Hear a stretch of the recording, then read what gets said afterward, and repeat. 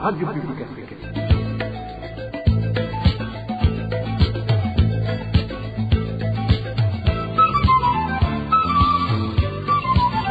Radio Publique Africaine.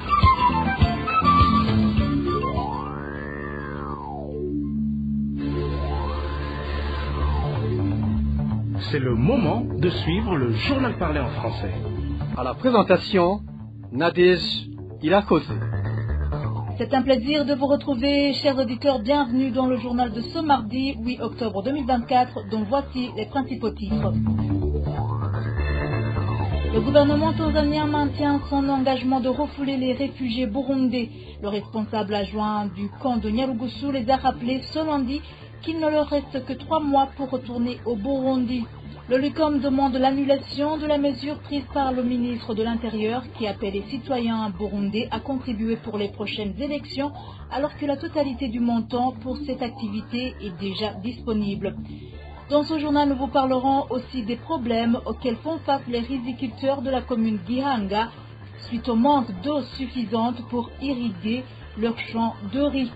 Tout de suite le développement de ces titres.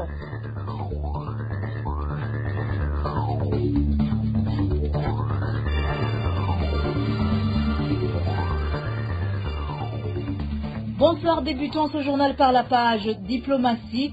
Nomination ce lundi 7 octobre de l'ancien président burundais Domitien Ndayizeye au poste de l'envoyé spécial pour le suivi de la situation en Haïti. Domitien Ndayizeye a été nommé par la secrétaire générale de la francophonie, Louise Mushikiwabo. Selon le communiqué de presse du secrétariat général de la francophonie, l'envoyé spécial de la secrétaire générale pour le suivi de la situation en Haïti travaillera en lien avec les autorités et institutions de transition haïtienne ainsi que les acteurs politiques et de la société civile nationale. Il agira en coordination avec la communauté CARICOM, l'Organisation des États américains, l'OEA, les Nations Unies ainsi que tous les acteurs internationaux mobilisés pour accompagner les efforts politiques et techniques de la secrétaire générale de la francophonie. En page politique, les membres des partis politiques de l'opposition en province de Makamba, nous sommes au sud du Burundi, sont privés de liberté d'exercer les activités politiques. Selon les membres de ces partis politiques qui se sont entretenus avec la rédaction de la RPA, ils sont même exclus dans les équipes chargées de la préparation des élections. Je vous prie de les écouter. Ici chez nous à Makamba, le parti Frodebu a peut-être une certaine liberté de faire des rencontres politiques. Mais en gros, il n'y a pas de bonne cohabitation entre les partis politiques. Prenons par exemple l'enrôlement électoral qui se prépare. On a entendu dire que chaque colline aura 3 agents pour enrôler. Mais tous les 3 sont des modèles à courir du CNDD-FDD, pas de membres d'autres partis politiques. On dirait qu'il n'y a que le CNDD-FDD. Alors, qu'il arrête de nous dire qu'il y a une bonne cohabitation entre les partis politiques.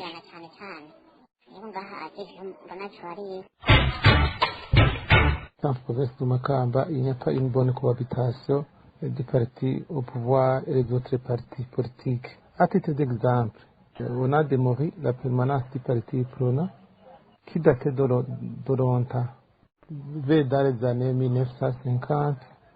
Si on voit que vous êtes vous êtes un membre de notre parti, qui n'est pas celui du CNDD, on vous considère comme un grand ennemi, un malfaiteur du pays. Donc CNDD, FDD, souhaite qu'il y ait un seul parti politique reconnu dans la démocratie. Le choix doit être libre.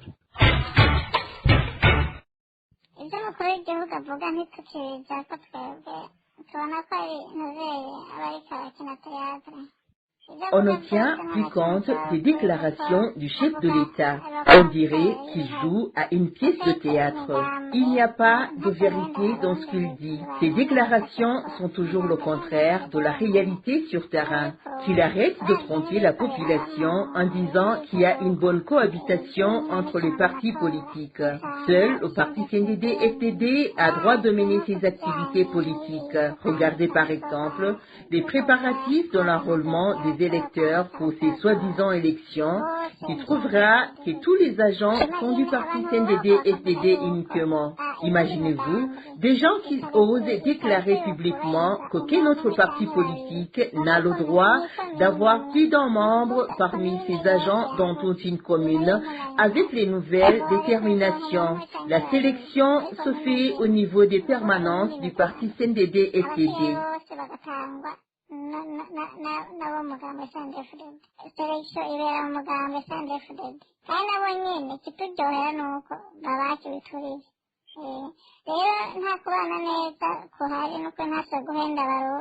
Toujours en page politique, les contributions pour les prochaines élections demandées par le ministre de l'Intérieur aux citoyens burundais ne sont pas nécessaires parce que la totalité du montant pour cette activité est visiblement disponible et même le président de la République l'a déjà annoncé.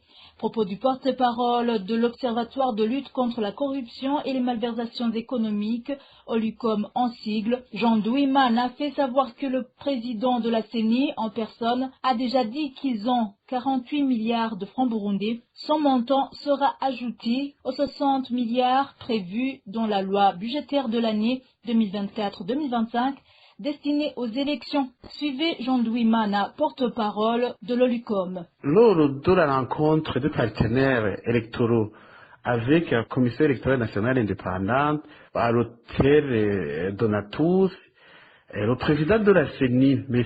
Prosper Ntahogwamiye, a précisé que l'argent liquide en disposition de la CENI est de 48 milliards de francs.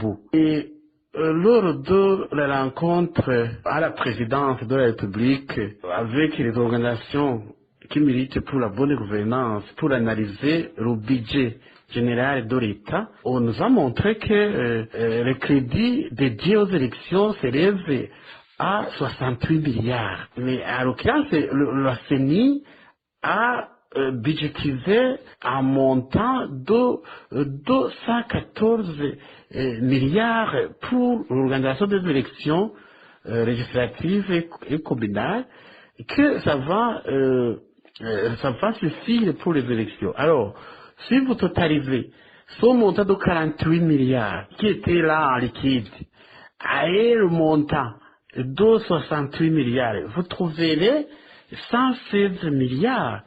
Alors que la CENI a budgétisé 114 milliards, vous trouverez que ça dépense même le montant global pour ce processus, pour cette élection de 2025. Alors pourquoi alors cet argent-là? C'est pour faire quoi? L'argent qui a été demandé par le ministre de l'Intérieur, c'est pour faire quoi? L'OLUCOM demande plutôt l'annulation de cette mesure pour ne pas enfoncer le clou à une population qui vit déjà dans une misère sans nom. Encore une fois, Jean Douimana, porte-parole de l'OLUCOM. Nous savons que s'il paierait, on demande avec une méchanceté cet argent dans les ménages, on risque même de conditionnaliser cela pour avoir ce que la population a droit d'avoir. Celui qui n'a pas payé cet argent, qui n'a pas contribué aux élections, qu'il ne reçoive ça et cela. Alors, ce que le ministre de l'Intérieur a proposé de contribuer n'est pas nécessaire. Si d'autres c'est encore une fois des charges pour la population qui se trouve déjà dans la misère sans précédent, où les fonctionnaires n'ont pas de salaire suffisant pour leurs familles. Donc il ne faut pas, alors il faut que l'État burundais donc efface cette proposition du ministre et à l'intérieur dans cette attribution. En date du 14 octobre 2024, le ministre de l'Intérieur a appelé les citoyens burundais de contribuer pour les prochaines élections, mais sa mesure précise que les contributions aux élections de 2025 ne sont pas obligatoires. Et en page droits de l'homme, la Commission nationale indépendante des droits de l'homme, CNIDH en sigle, trouve qu'il n'y a pas de prisonniers malades auxquels on refuse d'aller voir les spécialistes. Sixte Vigny Nimuraba, président de la CNIDH, affirme que lorsque les prisonniers alertent pour être secourus, que cette organisation répond positivement. Suivez Sixte Vigny Nimuraba, il est le président de la CNIDH. Contrairement à ce que vous êtes en train de me dire, je dois souligner que le Burundi figure parmi les pays de la région qui essaient de respecter les droits humains et les droits aux soins de santé pour les personnes privées de liberté. Je peux signaler que, par exemple, ce général Nimenya dont vous faites allusion, qui est à la prison de Gitega, nous avons reçu au niveau de la CNDH des informations en rapport avec son état de santé et nous avons saisi les instances habilitées et la personne en question a été transférée à l'hôpital régional de Gitega. Autre chose, c'est que l'autre général Kazungu qui vient de passer plus d'une semaine, c'est pas la première fois qu'il tombe malade. Il a été dans les 8 mois ou même il y a une année, il a été aussi gravement malade. Et c'est la CNDH qui a pu faire le plaidoyer pour qu'il soit transféré dans un hôpital spécialisé ici à Bujumbura. Et vous avez vu que même Eloni Menya, dont on fait allusion, a été aussi transféré vers les hôpitaux qui sont spécialisés. Pour l'autre de Ruyigi, Nimenya, les personnes contactées comme les autorités pénitentiaires ou même certains prisonniers nous ont avoué qu'ils n'étaient pas vraiment informés d'une quelconque maladie qu'il aurait, mais que tout le monde a été étonné de voir qu'ils trouvent la mort sans qu'ils soient vraiment gravement malades pendant le temps qu'ils venaient de passer à l'hôpital. Voilà, c'est ce que je voulais dire pour dire que ça, ce sont juste quelques cas illustratif, mais on a beaucoup de cas pour lesquels on a été saisi et qu'on a fait un travail louable et qu'on a abouti à des résultats positifs. Sa réaction vient après notre reportage passé dans nos éditions de Solondi évoquant le cas du colonel Michel Kazungu, détenu à la prison de Gitega, qui est gravement malade. Cependant, nous rectifions que le colonel Michel Kazungu n'a pas été transféré à l'hôpital Semseka Bujumbura, mais qu'il demeure toujours à l'hôpital régional de Gitega où sa santé continue de se détériorer. À présent, page santé, le secrétariat général de la communauté de l'Afrique de l'Est est préoccupé par la déclaration des cas de Marburg dans un des États membres de la communauté, le Rwanda. Pour le secrétariat, l'épidémie constitue une menace sérieuse pour la sécurité sanitaire régionale. Selon le secrétariat général, une action urgente de la part de tous les États partenaires de la CAE est nécessaire pour empêcher sa propagation au-delà des frontières. Les détails avec Elvis Nyomungere. Il est urgent de mettre en place une réponse régionale coordonnée pour contenir la propagation de ce virus hautement infectieux grâce à une identification, un isolement et un traitement rapide des cas et un dépistage renforcé aux frontières et dans les établissements de santé. Ce sont les déclarations de l'honorable André Aguerre, secrétaire général adjointe de l'EAC en charge des sécurités des infrastructures, de la production, des sociales et de la politique.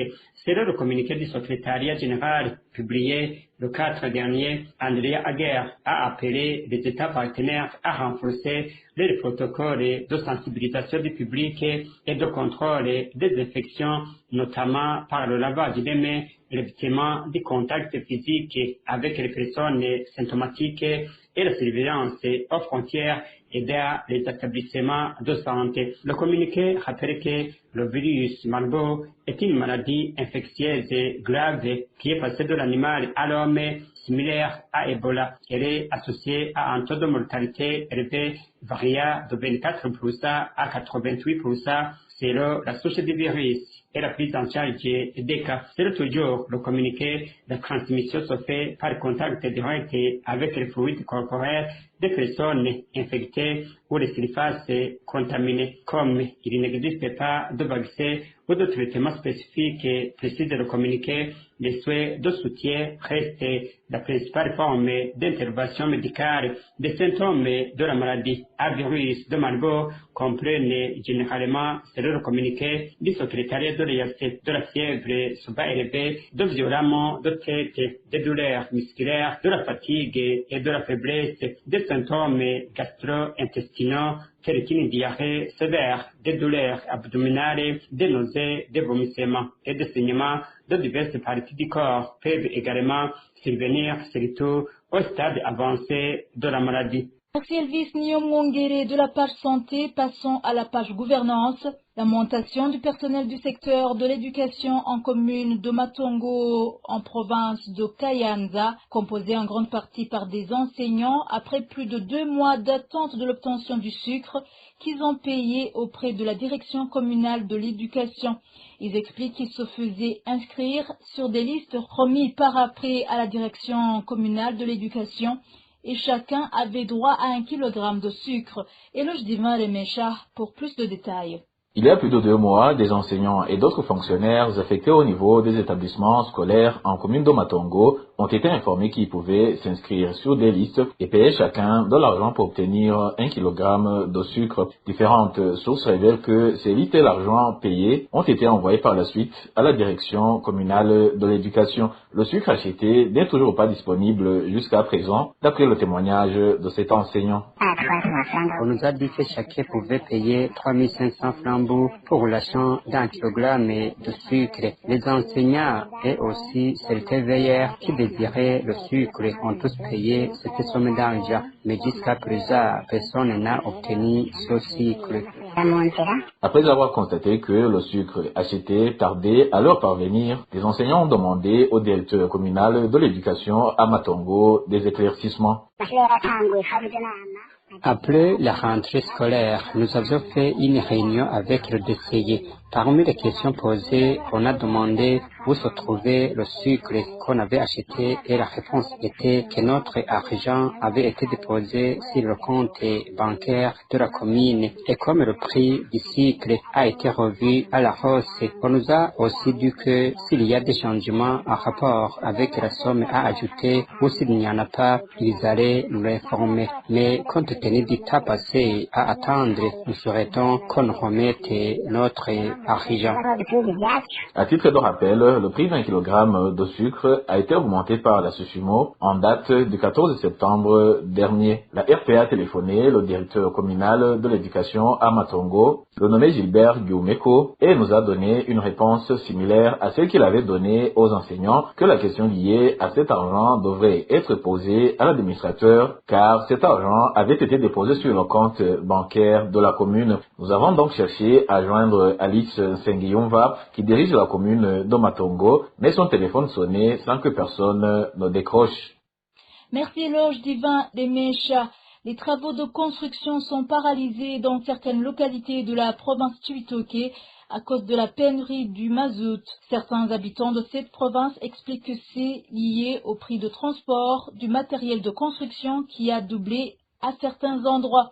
Le point avec Emile Nibasumba. Le prix de transport du sable, du gravier ou des pierres de construction a doublé dans la plupart des localités de la province Chibitoke, selon cet habitant. Il explique que les camions de transport consomment le mazout acheté au marché noir. Il dit que les conducteurs des camions achètent le mazout au marché noir et que c'est pour cela qu'une benne de pierre que l'on achetait à 100 000 francs coûte actuellement 200 ou 250 000 francs. Selon lui, c'est très compliqué de construire une maison dans ces conditions.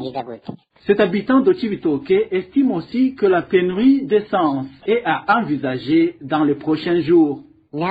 Selon lui, sur toutes les stations-service, il n'y a pas de mazout et les véhicules qui consomment le mazout sont garés dans les ménages à cause de cette pénurie. Les files d'attente observées sur les stations-service qui servent l'essence n'augurent rien de bon, selon cet habitant qui estime qu'il n'y a tout simplement pas de carburant dans le pays.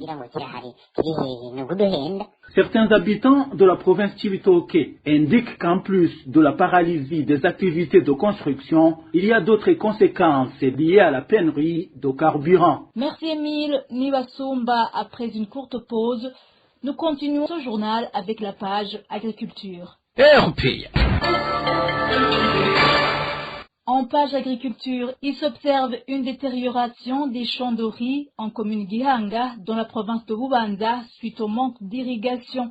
Les riziculteurs de la dite commune font savoir que les agronomes leur ont distribué les semences avant le temps et en grande quantité, alors qu'il n'y a pas de l'eau suffisante pour irriguer ces champs, ce qui risque de leur causer des pertes énormes durant cette saison culturelle. Le point avec Walter Kwizera. Les champs de riz des villages 2 et 3 en commune Gihanga, province de Bubanza, sont les plus touchés par cet assèchement et qui risquent de causer d'énormes pertes aux riziculteurs. Selon ces riziculteurs de la commune de Gihanga, le manque d'eau pour irriguer leurs champs est la cause principale de ce problème de l'assèchement de leurs champs. À l'origine, selon les mêmes riziculteurs, pendant cette saison culturelle, le riz a été semé avant le temps et pendant la saison sèche. Cela fait que beaucoup de champs tarissent à cause de la carence d'eau. Cet habitant témoigne. Les champs de riz sont secs à cause du manque d'eau. On a semé le riz pendant la saison sèche au moment où l'eau était encore insuffisante. Actuellement, seul un petit nombre de riziculteurs reçoivent de l'eau pour irriguer leurs champs. La petite quantité d'eau disponible ne peut en aucun cas être utilisée par tout le monde. Peut-être en cas de précipitation abondante, l'eau sera suffisante. Mais pour le moment, les champs vont rester secs. À part cette saison culturelle, qui a commencé tôt, ces riziculteurs indiquent que les semences ont été distribuées en grande quantité contrairement aux années antérieures où ces semences étaient reparties avec alternance entre les coopératives. Par conséquent, l'eau est devenue très insignifiante. L'autre constant est qu'avant, lors de la distribution des semences, on les octroyait à une partie de riziculteurs seulement et d'autres devraient attendre l'année suivante. Malheureusement, cette année, ils ont tous reçu des semences et ont planté en même temps. C'est ainsi que l'eau est devenue insuffisante pour tous. Fâchés suite à ces pertes qu'ils vont enregistrer, les riziculteurs de la commune de Gihanga demandent aux agronomes de respecter le calendrier agricole en distribuant de l'eau de façon équitable et surtout en fournissant les semences en tenant compte de la disponibilité de l'eau. La rédaction de la RPA a essayé de joindre Félix Habonimana, directeur général de la Société régionale de développement de Limbo, SRDI, pour s'exprimer à ce sujet. Son téléphone portable est sonné, mais il n'a pas décroché. Merci Walter Kwizera. Dernier dossier avec la page réfugiés. Le gouvernement tanzanien maintient son engagement de refouler les réfugiés burundais. Ces derniers ont reçu un ultimatum de 3 mois pour quitter le sol tanzanien. Humphrey Murema, le responsable adjoint du camp de Nyarugusu, a donné cet ultimatum ce lundi 7 octobre 2024 lors d'une réunion tenue avec les réfugiés burundais du camp. Humphrey Murema a été repris en français par Vicky Chris Ninheretse. Ni swala ambalo tumelizamilia na haya ni makubaliano ya pande tatu. Tulikaa serikali ya Burundi, tulikaa serikali ya Tanzania, lakini pia cette décision de faire rentrer les Burundais chez eux, nous y avons réfléchi. Nous avons organisé une réunion tripartite avec les représentants du gouvernement tanzanien, les représentants du gouvernement burundais ainsi que ceux du HCR. Nous avons fixé le 31 décembre de cette année comme date limite pour le retour volontaire des réfugiés burundais. C'est pourquoi nous venons vous dire qu'au Burundi, il y a la paix et la sécurité et qu'il n'y a pas de raison pour voir des réfugiés burundais dans des camps. La responsabilité revient donc aux Burundais de venir s'inscrire avant cette date butoir. Ainsi, ils auront droit à $200 et un paquet de retour. Sachez qu'après cette date de décembre, vous ne bénéficierez plus de ces avantages car nous aurons clôturé les inscriptions.